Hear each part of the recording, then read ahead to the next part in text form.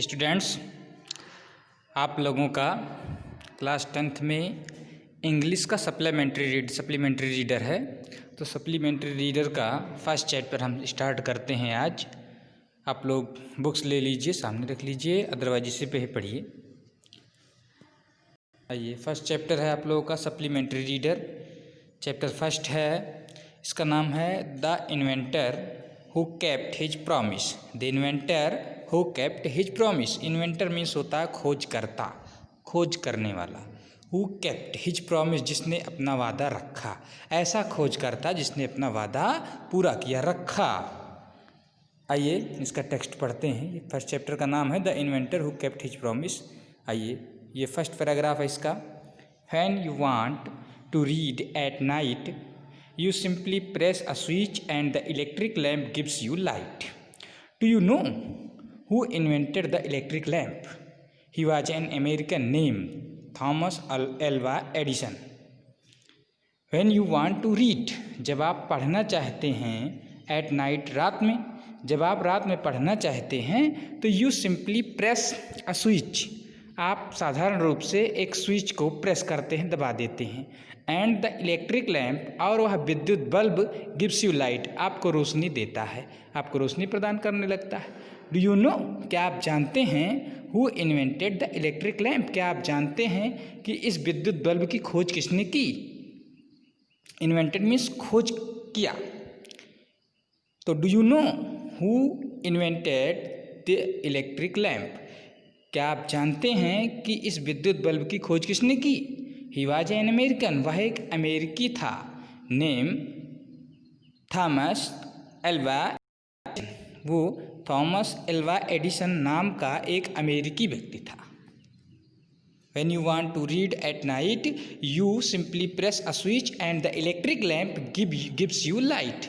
जब आप रात में पढ़ना चाहते हैं तो आप साधारण रूप से एक स्विच को दबा देते हैं और विद्युत बल्ब आपको रोशनी देने लगता है। Do you know who invented the electric lamp, क्या आप जानते हैं कि इस विद्युत बल्ब की खोज किसने की। He was an American name Thomas Alva Edison, वह एक अमेरिकी था, थॉमस एल्वा एडिसन नाम का। सेकेंड पैराग्राफ है। Even in his childhood, Edison loved to do experiments. He was fond of asking questions and he was never satisfied till he got the right answer.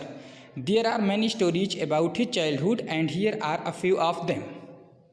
Even in his childhood, यद्यपि अपने बचपन से ही Edison loved, Edison प्यार करता था, पसंद करता था, टू डू एक्सपेरिमेंट्स, प्रयोग को करना। यद्यपि एडिसन बचपन से ही प्रयोग करना पसंद करता था। He was fond of asking questions, वह फॉन्ड ऑफ था, शौकीन था, आस्किंग क्वेश्चन, प्रश्न पूछने का, वह प्रश्न पूछने का शौकीन था। And he was never satisfied, और वह तब तक संतुष्ट नहीं होता था कभी भी, till he got the right answer, जब तक कि वह सही उत्तर नहीं पा जाता था। सही उत्तर नहीं पा जाता था तब तक वह कभी संतुष्ट नहीं होता था। वह प्रश्न पूछने का शौकीन था और जब तक सही उत्तर नहीं पा जाता था तब तक संतुष्ट नहीं होता था। There are many stories about his childhood and here are a few of them.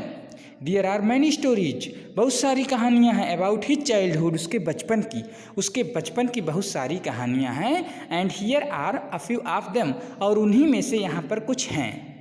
उसके बचपन की बहुत सारी कहानियाँ हैं और उन्हीं में से यहाँ पर कुछ हैं। ये हो गया आपका सेकंड पैराग्राफ। अब थर्ड पैराग्राफ की ओर चलते हैं। One day, when young Edison was at school, the teacher was telling the children a story about the birds. He got up and asked the teacher, "Madam, why can't man fly like a bird?" "Because man has no wings," replied the teacher. The young boy thought for a moment and asked her again, "But kites have no wings and still we can fly them in the sky." One day, when Edison was at school, एक दिन जब Edison school में था।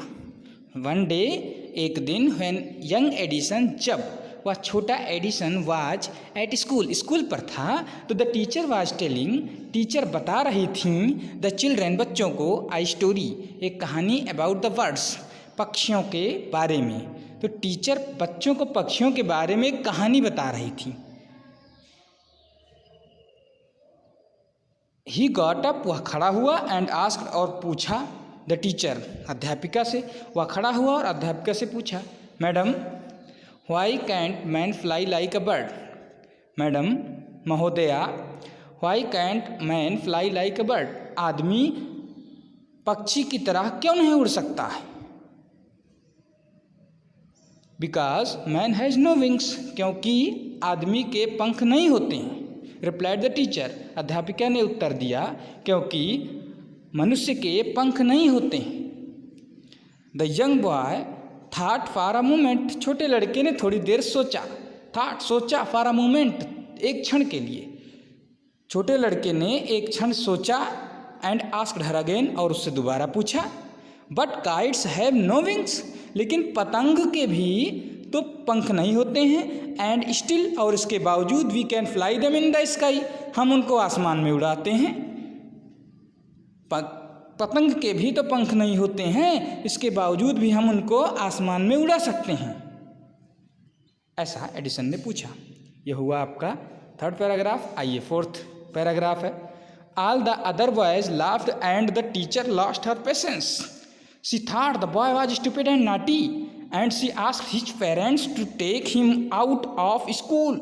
His parents took him home, but they knew that he was not a stupid boy. Edison was just 8 years old when this happened. All the other boys laughed. अन्य सभी लड़के हंसे। And the teacher lost her patience. और अध्यापिका ने अपना धैर्य खो दिया। सी थॉट, उसने सोचा, द बॉय वाज स्टूपिड, कि लड़का स्टूपिड है, मूर्ख, एंड नाटी, और शरारती है, कि लड़का मूर्ख और शरारती है। And she asked his parents, और उसने आस्क्ड हिज पेरेंट्स, उसके माता पिता से कहा, to take him out of school, उसको स्कूल से बाहर ले जाने के लिए कहा। His parents took him home, उसके माता पिता उसे घर ले गए। बट दे न्यू, लेकिन वे जानते थे, that he was not a stupid boy, कि वह एक बेवकूफ़ यानी मूर्ख लड़का नहीं है। Edison was just 8 years old. Edison ठीक 8 साल का था व्हेन दिस हैपेंड, जब ऐसा हुआ, जब ऐसी घटना घटी, तो एडिसन ठीक 8 साल का था उस समय। तो ये आप लोगों का 4 पैराग्राफ आज पढ़ाया गया। ये 4 पैराग्राफ आप लोग बढ़िया से पढ़ लीजिए, और जिसको जो भी मीनिंग ना आए उस वर्ड को नोट कर लीजिए, उसका मीनिंग कल हमसे आप लोग पूछ सकते हैं।